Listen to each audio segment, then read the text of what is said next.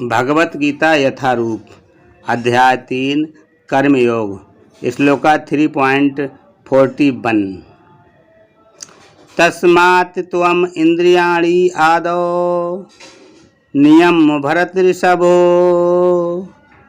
पापमानं प्रजैहि एनं ज्ञान विज्ञान नाशनम।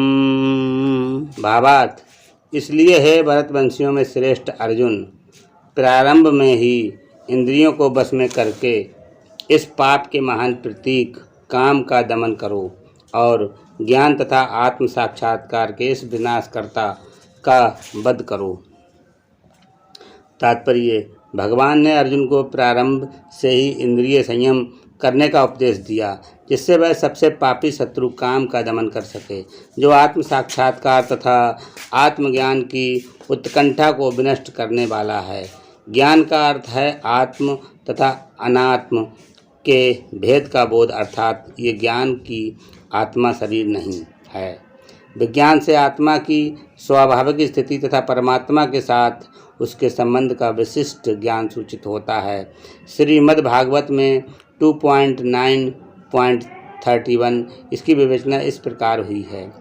ज्ञानम परम गुहाम में युद्धि ज्ञानसम अन्वितम सरहस्यम ददंगम चाग्रहाण गदितम मया। आत्मा तथा परमात्मा का ज्ञान अत्यंत गुहा एवं रहस्यमय है, किंतु जब स्वयं भगवान द्वारा इसके विविध पक्षों की विवेचना की जाती है तो ऐसा ज्ञान तथा विज्ञान समझा जा सकता है। भगवत गीता हमें आत्मा का सामान तथा विशिष्ट ज्ञान तथा विज्ञान प्रदान करती है। जीव भगवान के भिन्न अंश हैं, अतः वे भगवान की सेवा के लिए हैं। ये चेतना कृष्ण भावना अमृत कहलाती है। अतः मनुष्य को जीवन के प्रारंभ से इस कृष्ण भावना अमृत को सीखना होता है, जिससे वह पूर्णतया कृष्ण भावना भावित होकर तदनुसार कर्म करे।